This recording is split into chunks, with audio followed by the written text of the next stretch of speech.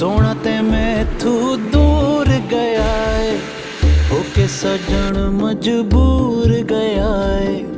अखियां दे वास्ते खुशियां होन, होके हिजर विच चूर गया है। सोना पया परदेस कटेंदा, सजना नू दूरों दूरों वेंदा। साडी ते सारी सुनदा है, पर अपनी पीड़ वेंदा।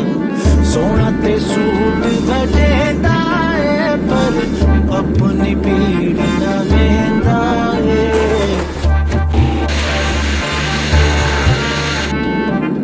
अखां दे वास्ते भेजे